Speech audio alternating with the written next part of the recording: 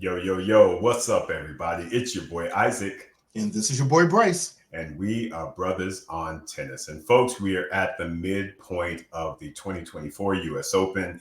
And man, oh man, Bryce, it has been a very intriguing tournament this year. I mean, I think a lot of it is the Olympic effect, but at the same time, there's just a lot going on, bro. How have you been able to assess this U.S. Open?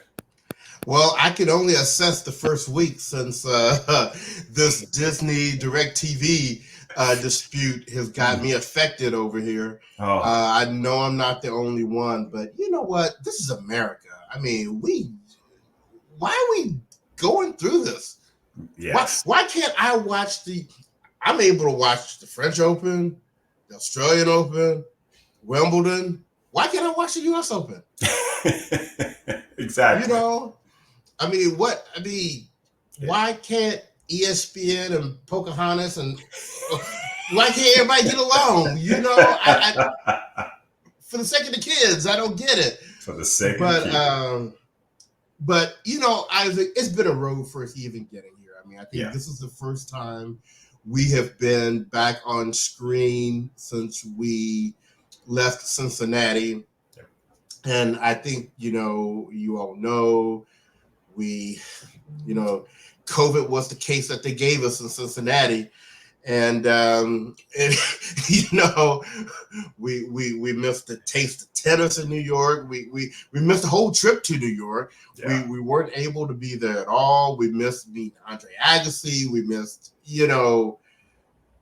everything, but Yeah. we made it back home safely, I guess. Yeah, I guess that's the one, saving grace. And even that was a very interesting process. Boy. Oh, gotta love these airlines. Anyway. Absolutely. Come on, Pete Buttigieg. But, we still got out our Cincinnati gift bag. And I apologize for not remembering the guy's real name, but his Instagram name is one more tennis nut. Nice. Congratulations for winning our Cincinnati gift bag giveaway. And we did see proof that he received it and he posted on Instagram. So another successful venture there, Isaac. Yeah. Very good. But, Very good. But bringing it back to your question about the U.S. Open, yeah, I think we've seen this all summer. I don't know if they're calling it officially the Olympic fatigue or whatever, or at least that's what we're going to blame it on. There's been a number of upsets, and no disrespect to Popperin, but yeah, Popperin won the Canadian Open. Jess Pegula defended the Canadian Open, both kind of suspect results. And Cincinnati, we just saw, Djokovic didn't even come. People were losing kind of left and right in Cincinnati. Right. And we saw that continue in the first week of the U.S. Open. Yep, exactly. But I'm going to tell you what, Isaac, I think even with all the craziness, as you and I were talking before we hit the record button, I think our kind of predictions are probably about close to what they would have been anyway, in terms of how we typically do. Right. And it's a stellar draw, Bryce. The people who are left in the tournament, it is a stellar draw. We've got some great matchups from the quarters going forward. I'm excited. I'm really excited to see who is going to step up and show out, because to me, anybody on any side, any of the draws, women or men, I feel like any of those 16 people could win this U.S. Open. The 8 women and the 8 men, any of them could actually win. It really, to me, depends on who is going to step up and really show out. And I don't know that I could have ever said that in previous Grand Slams, of course, because you had the big three, of course, and and then you had Serena, of course. So you just always had that one that was just like, ooh. But this time around, I really, really believe we've got a great number of matches ahead of us. Well, before we get into the draw, let's just talk about some individual, what we'll call surprise results that happened Yeah. from the first week. So, of course, we have to start off with defending champion Novak Djokovic. Proper was like, I hear y'all cracking on me on my Canadian Open win. I'm here to let y'all know I knew what I was doing. Exactly. Did you foresee that coming? No, not at all. Especially because I picked Djokovic to win the tournament. So anyway, but no, kudos to Popper though, because he is proving what we typically see, which is when you can win a very large title, it gives you a lot of confidence. And I think him winning that Masters 1000 gave him a tremendous amount of confidence. And he was like, Novak, ain't nobody scared of you. I'm about to give you all the game that I have, and we're going to see what happens. And to me, that's what is so cool about, when you have someone that is kind of on the come up and they do something that's unexpected. It's like that level of confidence. And I'm going to say this a lot because I see this in a lot of the people who are in the draw. You have that level of confidence, and it's just like, I can do anything. And I think he went into that match with the right mindset that Djokovic, ain't nobody scared of you. If I'm going to get my win, it's going to be tonight. And he did just that. What were your thoughts on that one, bro? I was surprised, and he has the type of game that is the type of game that can beat Djokovic. We've always said it. To beat Djokovic, you're not going to out rally him. You're not going to make fewer unforced errors than him. You have to hit him off the court. So he is that type of player that has that kind of firepower to do it. Now, the other thing that has typically been tough against not only Djokovic, but just the big three in general is, even if you have that firepower, can you do it across the best of 5 sets? And that is normally where people falter. I was totally surprised that he was able to keep it together like he did. Again, man, it's that confidence. He went into that match. Again, you win your first Masters 1000. You've got some confidence in your game. I just feel like he went in there. He was like, I got nothing to lose. I'm just going to swing for the fences. I realize, again, the Olympic effect, he might be a little bit tired. He might be a little off, and hopefully so I can have my moment. And that is exactly what happened. Djokovic did not play his best tennis, as we all know. Right. But at the same time, you can't take that away from Popper. You take what is given to you. And that day, he was like, yeah, I can get you. And he did that. I was impressed. Well, and let's keep it moving. I mean, were you equally as surprised when favorite Carlos Alcaraz, Carlitos, he went out to Van der Zandschulp?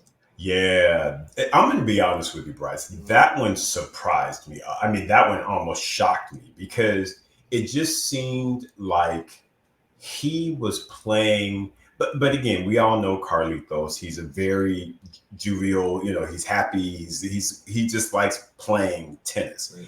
And I think he went into that match just a little bit unfocused. And I think that is a result of the fatigue of having all of the tournaments.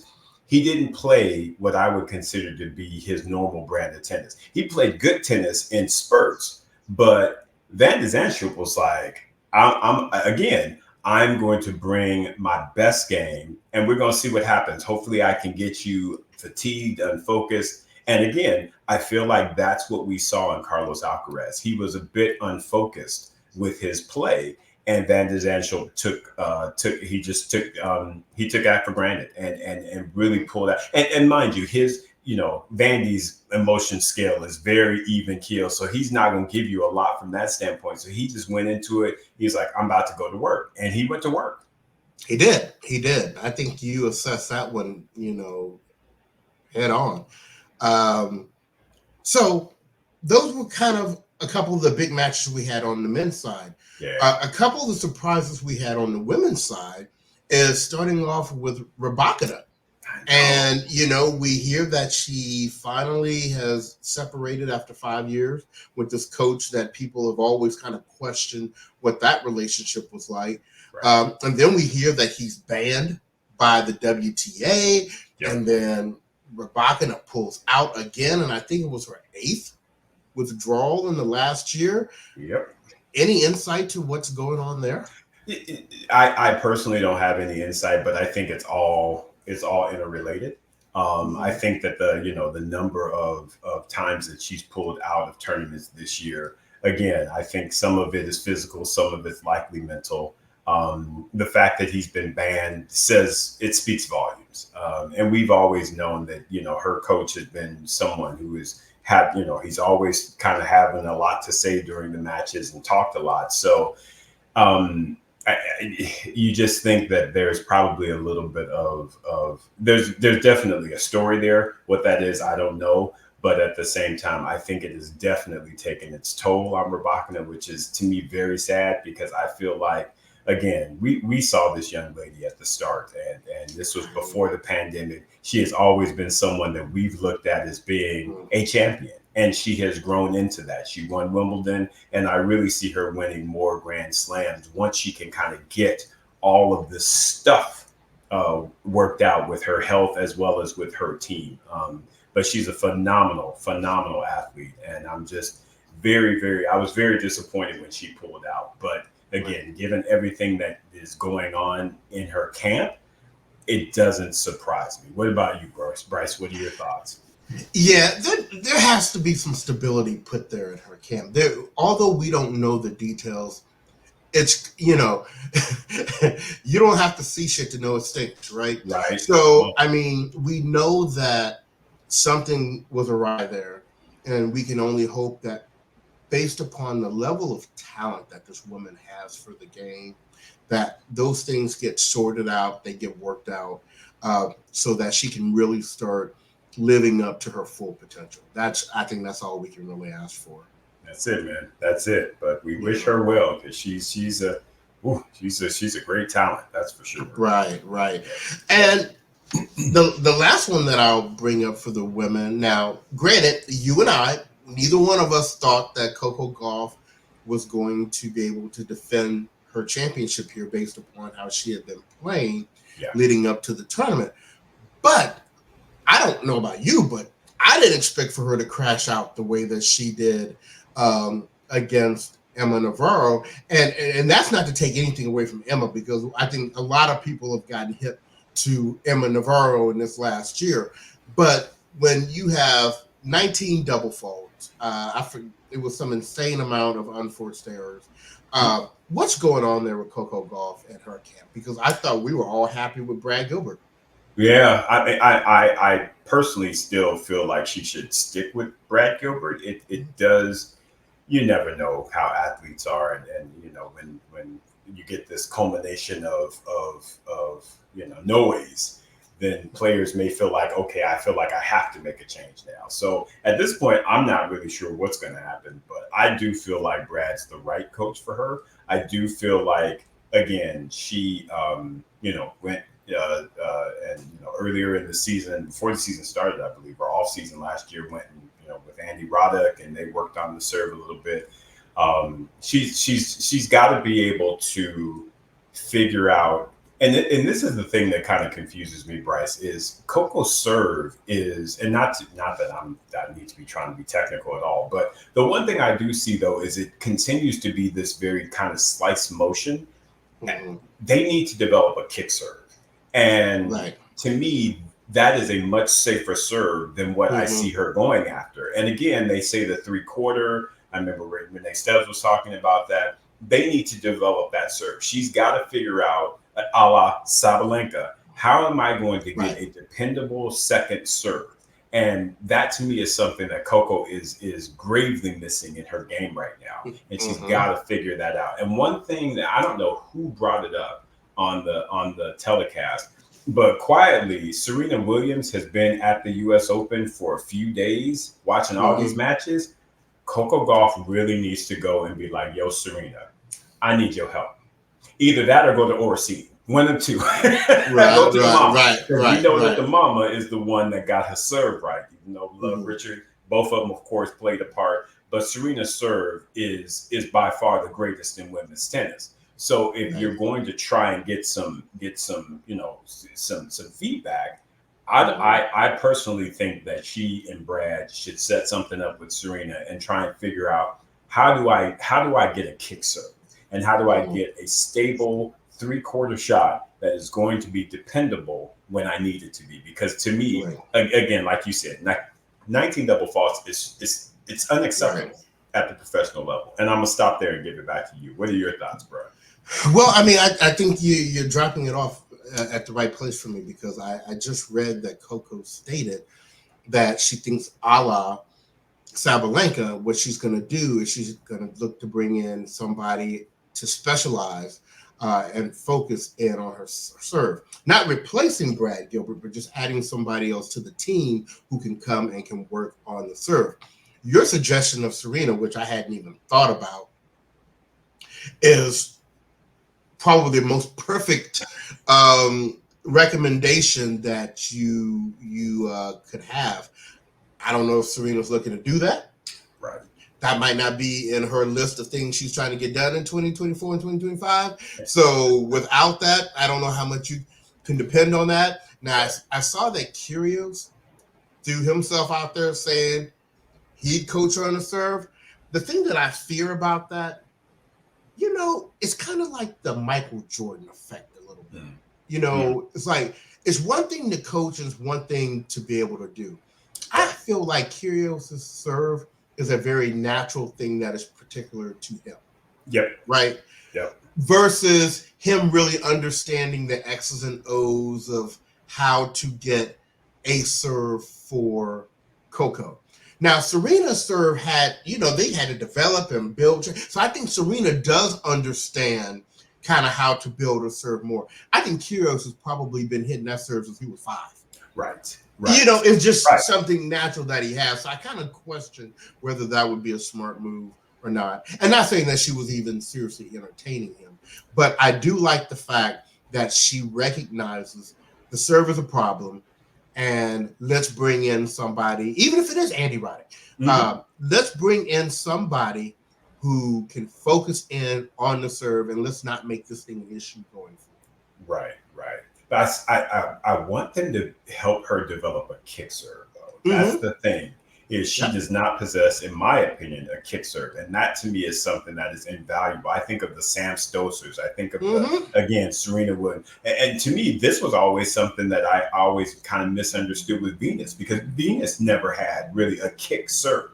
It was always a slice serve. And so it just always kind of confused me. But I really am hoping that Coco can develop that, and whatever it is, develop something that's just going to be consistent. Because right now, it's just, you're not going to win more Grand Slams with 19 double faults. No, 19 double faults ain't it. No. So and like I said, and even though she hit her forehand decently during this Open, there's still work that needs to be done there. And I think I had heard another commentator talking about they wouldn't be mad if they saw her take the rest of the season off to focus on these things. I mean, in truth, she's young enough. Exactly. She just turned 20 this year. Take the time to get your game right. And it's okay if you take losses, as long as you are getting your game right. Because once you hit 23, 24, to me, that's when you should really be hitting your prime and really start putting it on these folks and go for number 1 in the world. Right now, you're still in development mode. And I really feel like they need to focus in on these opportunity areas. We'll call them that. Absolutely. So great talk, Isaac. That was good, kind of reviewing some of that stuff. So let's take a quick break here, and when we come back, we will jump into some of these draws. All right, Isaac, we're back. Yes. So how do you want to do this? Which one you want to go into first, the men's or the ladies? Well, I mean, honestly, we were talking before we started recording, and we're about we got the same numbers as far as our quarterfinalists go, just flipped on each side. So I'm okay with either side, whichever. Okay, let's go with the women. All right, very good. So ladies first. So of my 8 quarterfinalist predictions, I got 5 of them. Yes. So for me, I got the Iga Pegula quarter. That was real difficult. I completely whiffed on the Haddad Maya Mukhova quarter. I had Rybakina and Paolini. Yep. So missed both of those. I went 50-50 on the next one. I called Badosa, but I had actually picked Svitolina for her to meet, and it ended up being Navarro. Yep. And then I nailed the bottom quarter, another really difficult one, Queenie and Sabalenka. So how did you do? Well, it's starting bottom up, exactly. I nailed Queenie and Sabalenka, duh. I did, like you, have Badosa against Svitolina. Again, we saw that Emma Navarro made it there instead. That top, ooh, I only had one right, which was just Pegula. Because for whatever reason, I thought Mira Andreeva was about to do some things, but Ashton Kruger was like, I got other plans for this one. And got up in there and stepped up on it, was like, 17-year-old, see you later. I'm a teenager too. And then got stolen on in the next round. Ashland, come on now. We gotta do better than that. But and then my other one was Rybakina versus Osaka. And here's the thing, Bryce, and I'm gonna just admittedly say this. Right. I did not review the draw closely enough. and here's why. I'm gonna say here's why. Because had I known that Mukhova was in Osaka's area, I would not have. You know how much I love me some. I know. And that matchup, if I had seen that, the minute I saw that they were playing in the second round, I was like, my draw is busted. Because I just knew Mukhova has that game that is. We need to talk about her for a minute. So hold on. Sure. Yeah. We need to talk about Mukhova's game again. Someone like a Coco can really get with Mukhova because it's athleticism. It's about, variety. And Coco enjoys that game style. So if I saw Mukhova in Coco's section, I still would have picked Coco. But when I saw she was up in and I saw that matchup, I was just like, Mukhova's about to beat Osaka. And Osaka played well, Bryce. She did. Stepped out there. Ostapenko, she was like, girl, you're not ready for this. I'm about to, and she put the things on her and she fought so hard, Bryce. But Mukhova just brought a level and a variety that Osaka can't play with. When you're just playing strictly power, Mukhova is like, I will take that all day. Right. Because I can match your power. And guess what? I'm going to get to the net. Right.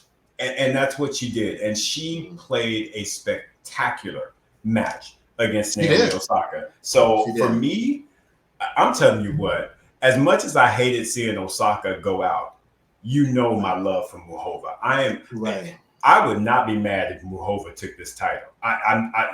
And honestly, Bryce, the way that she is playing, I think she can. She can. She definitely can. Yeah.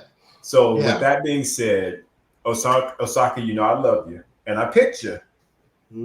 But had I known, I think I would have had a different outcome because again, it's all about matchups, and Mukhova that's not a good matchup for Osaka. So I'll leave that right there. And you know what? And let's give a quick shout out to Osaka for the way she just dismantled Ostapenko in that first round.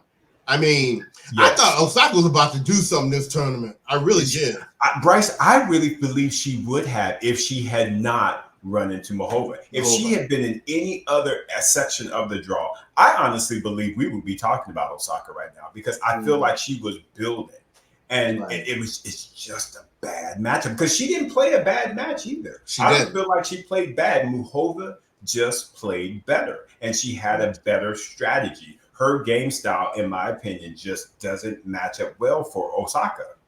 Right. At least not on a fast hard court. No. So anyway, so those are our quarterfinals. All right. So since we have now got a reset, how are we moving forward into the semifinals? And it's so funny, Bryce, because I really actually hadn't even thought about this before we started recording. So I'm still going to stick with my bottom half, which I had picked Sabalenka to play Badosa, and I picked Sabalenka to make it to the final. So I'm not going to change that. That's what I picked. Okay. That's what I'm going to stick with. So that's my bottom half. On the top half, you know, I'm definitely picking Muhova over Haddad Maia.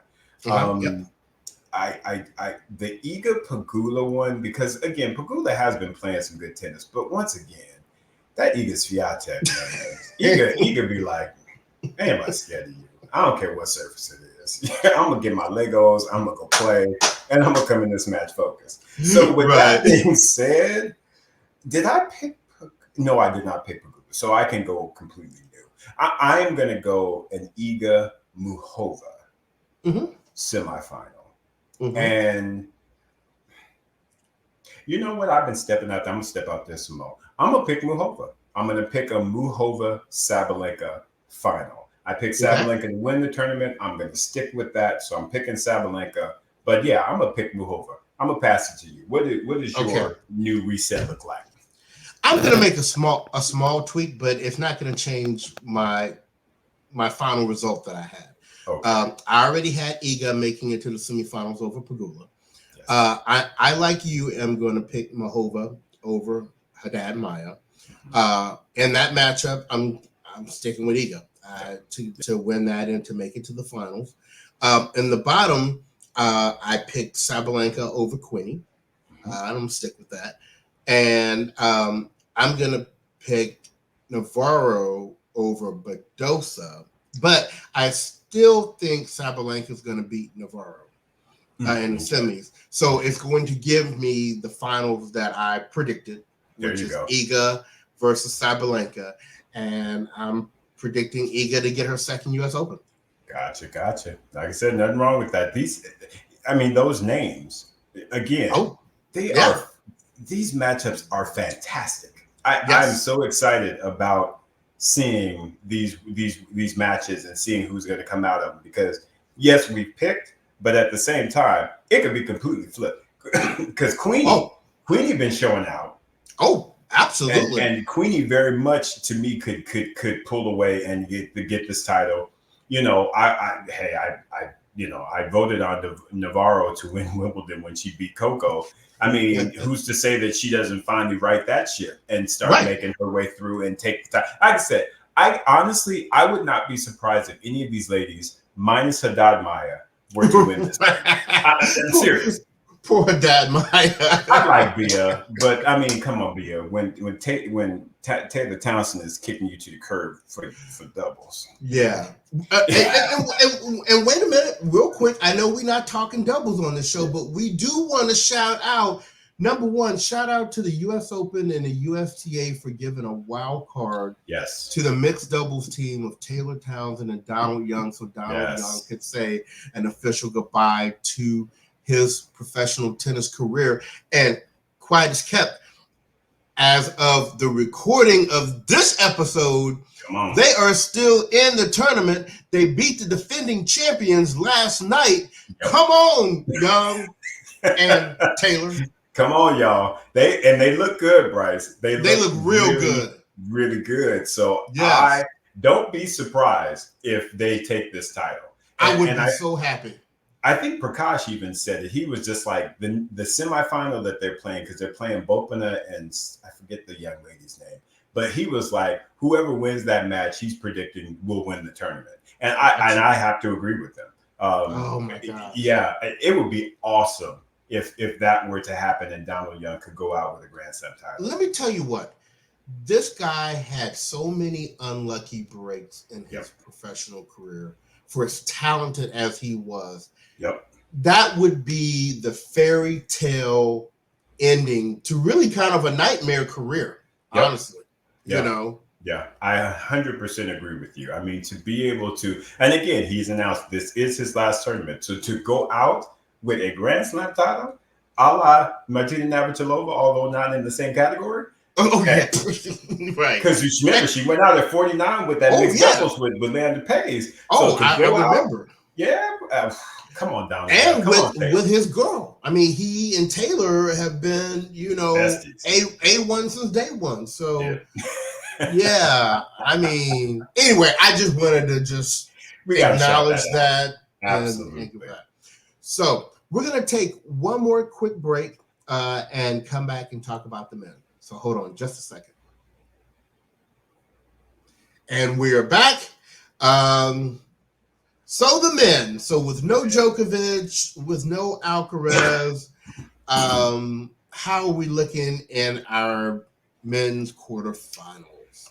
Yeah. So the men. Let's see. So on this go around, I actually, like you, I had the reverse. I had 5 men. So my quarters were Sinner versus Medvedev, which is happening. Shout out though to Tommy Paul real quick. Tommy, you played a great match, great tournament. You did everything that you could, to get past Sinner. But he just had a little bit too much. But that was a fire match in my opinion. So Sinner Medvedev, I had the next one I had was Alcaraz Arnaldi. So that was blown up. It is now Draper versus De Minaur. I'm gonna tell you what. I don't know who to pick because I like Demon a lot, but I also like Jack Draper and that leftiness, and he seems to be really coming into his own. But with that being said, Demon has had an outstanding season. He's just a tremendous fighter, and so you know what So anyway, I'm probably gonna go. I had picked Medvedev, which I'm still going to stick with my original pick. And I'm going to pick a Medvedev Demon top. And at the bottom, I got 3 out of 4. So I had Fritz versus Zverev, and I had Dimitrov versus Djokovic, which is now Tiafoe. So I picked Zverev to come in over Taylor Fritz. So again, I'm not going to change that, even though my heart's, of course, with Taylor. I want Taylor to win that match, but I'm not going to go against what I had initially picked. So I'm going to pick.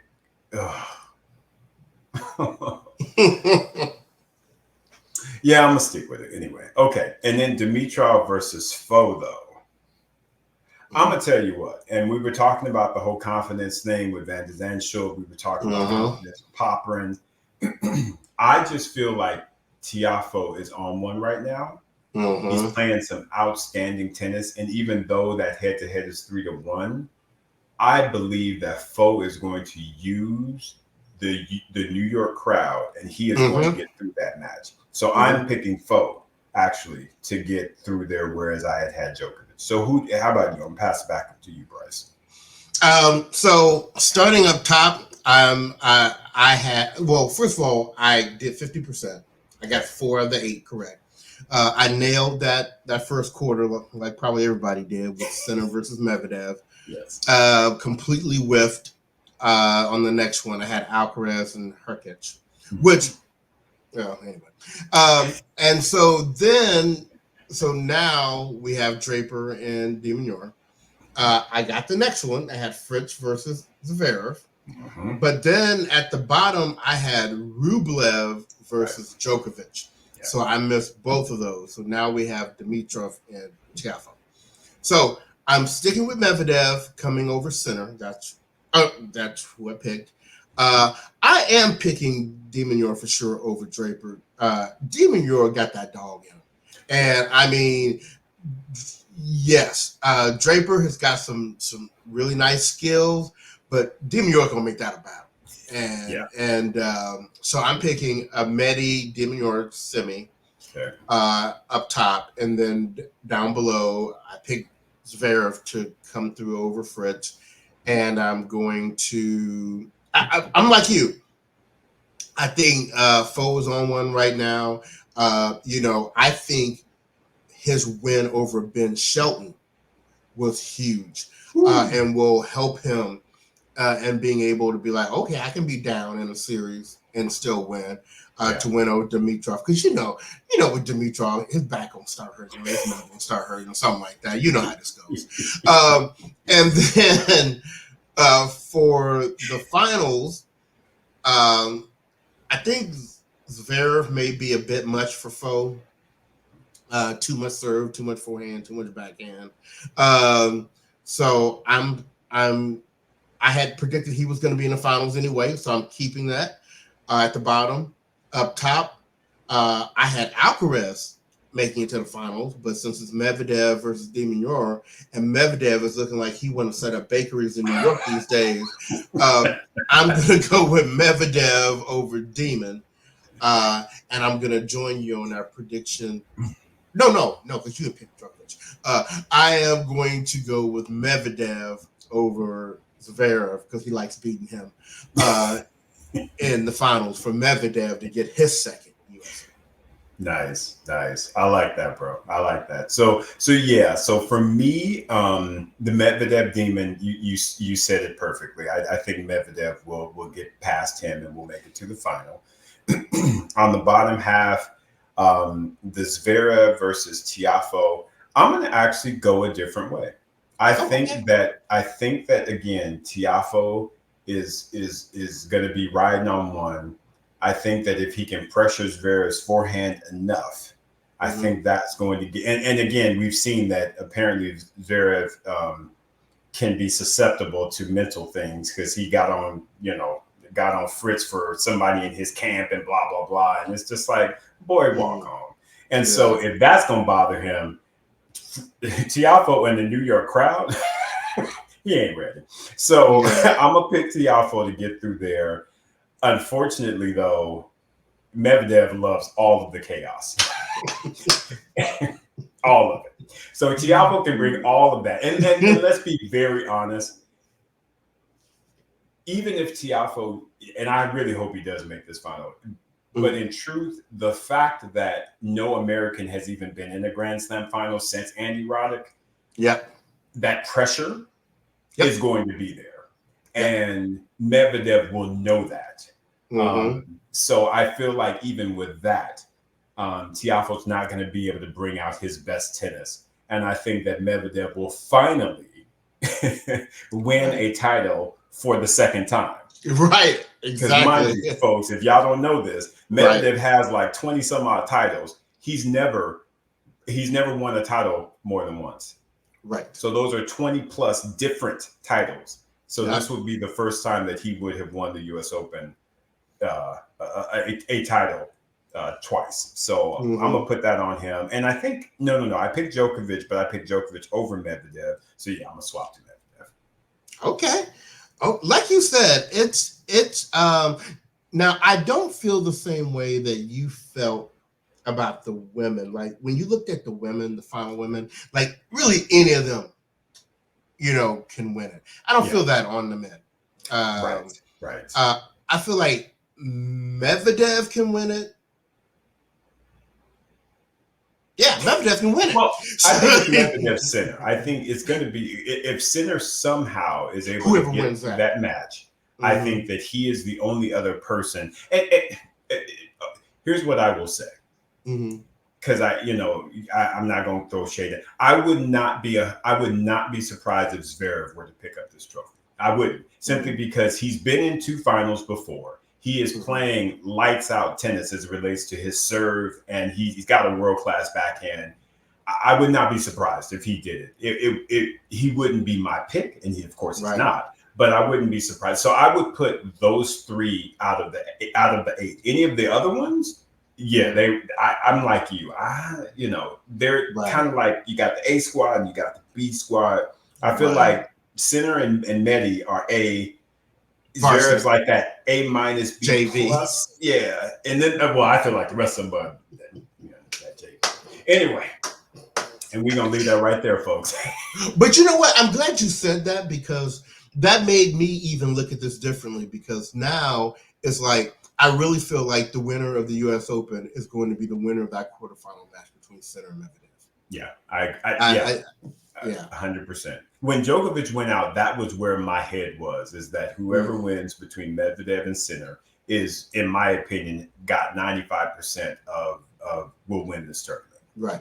And see, what I was thinking was going to happen before Carlos started going to the other sporting events this week, was that Sinner and Medvedev was going to be such a knockdown, drag-out thing that was going to benefit Alcaraz. Yeah.